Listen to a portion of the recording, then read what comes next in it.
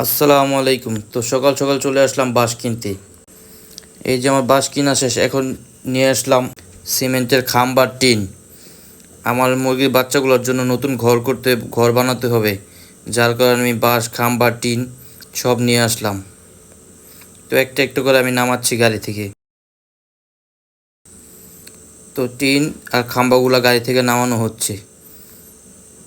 আমি বললাম আমি নামাই, কিন্তু মুরব্বির চাচা বলতেছে যে আমি নামাইতে পারবো, এই কারণে চাচা নামিয়ে দিচ্ছে। তো দুজনে মিলে এক এক করে নামিয়ে নিলাম।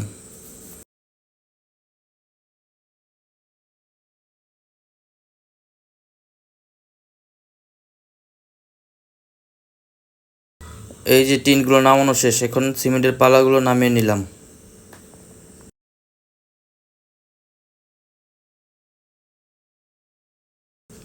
তো আজকে আপনাদের দেখাবো 300 স্কোয়ার ফিট ঘর বানাতে কত টাকা লাগে, কি কি লাগে বা কত টাকা লাগে, আজকে এই ভিডিওর মাধ্যমে সব দেখাবো। তো এক এক করে আমার সিমেন্টের পাল্লাগুলো নামানো শেষ।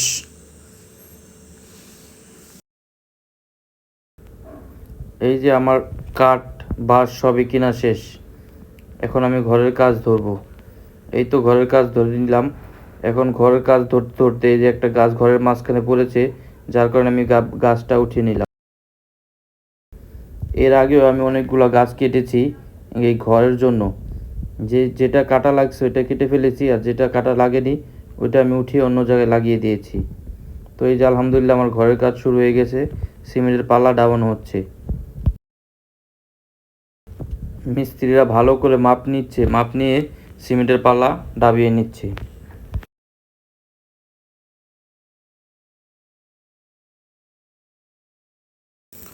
মোটামুটি এই ঘরের জন্য আমার 3,000 টাকার বাঁশ লেগেছে, 2,000 টাকার কাঠ লেগেছে, আর 4,000 টাকার খাম্বা লেগেছে। আর মোটামুটি আমার 13,000 টাকার টিন লেগেছে, 5,000 টাকা নেট লেগেছে। আর অন্যান্য সব মিলিয়ে আমার 40,000 টাকার উপরে লেগেছে এই ঘরের জন্য। এই ঘরটা 15 ফিট বাই 18 ফিট।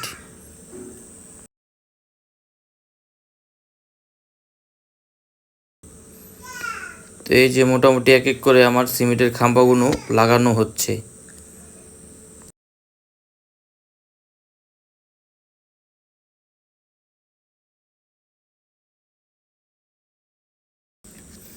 এই ঘরটির মধ্যে সর্বোচ্চ আমার 300 বড় মুরগি রাখা যাবে। এখন যেহেতু আমার বাচ্চা মুরগি, যার কারণে আমি আপাতত এই ঘরের মধ্যে 1,000 মুরগি রাখবো। তো মোটামুটি এই যে পিসের খাম্বাগুলো লাগানো শেষ।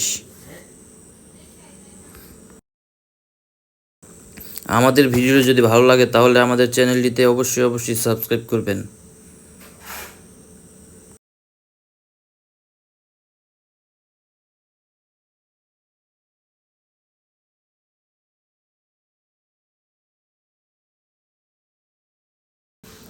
মোটামুটি আমার ঘরের খাম্বা গাড়া শেষ, এখন কাঠ দিয়ে বাঁশ গাড়ার জন্য মাপ নেওয়া হচ্ছে।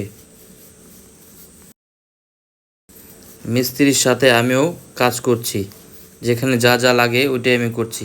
এই যে কাজের ফাঁকে ফাঁকে আমার ছেলে আমার কোলে ওঠার জন্য কান্নাকাটি শুরু করেছে, যার কারণে ছেলেকেও একটু মাঝে মধ্যে কোলে নিয়ে নিলাম।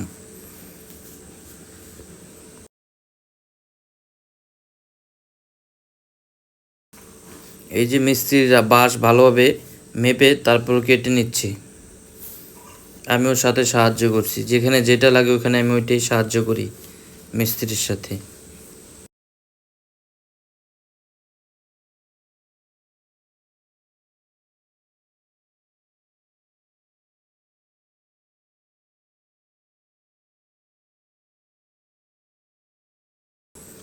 এই যে মোটামুটি বাঁশগুলো কাটা প্রায় শেষ পর্যায়ে। তো আমাদের ভিডিও যদি কারো ভালো লাগে তাহলে আমাদের চ্যানেলটি অবশ্যই অবশ্যই সাবস্ক্রাইব করুন প্লিজ।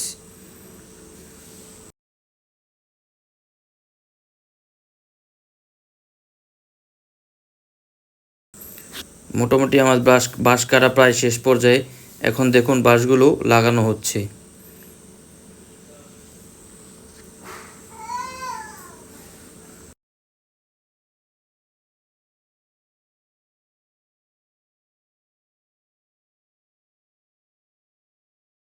তো তো আপনারাও চাইলে এই খরচের মধ্যে এরকম একটা ঘর বানাতে পারেন। প্রায় ঘরটি বানাতে আমার 40,000 টাকা খরচ হয়েছে। এই ঘরটি আমার মোটামুটি প্রায় 270 স্কোয়ার ফিট। এখানে আমি বড় 300 মুরগি অনায়াসে রাখতে পারবো। আর যেহেতু মুরগিগুলো ছোট বাচ্চা, তার কারণে আমি 1000 মুরগি এখানে রাখতে পারবো 1 মাস পর্যন্ত। তারপরে আমার মুরগিগুলোর জন্য অন্য জায়গা দিতে হবে, জায়গা বাড়িয়ে দিতে হবে।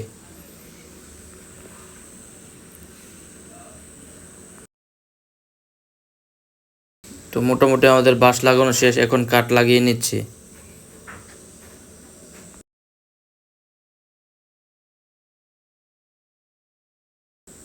এই যে দেখুন, মিস্ত্রিদের সাথে আমিও মোটামুটি যেখানে যা লাগে ওখানে ওই কাজই করি।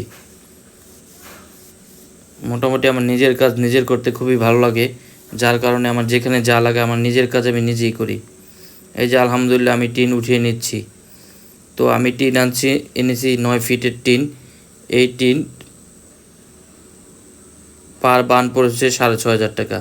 তো আমি 2 বান টিন এনেছি।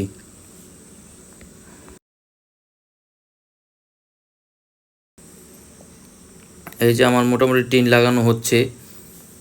তো মিস্ত্রিদের সাথে সমানতালে আমিও কাজ করছি।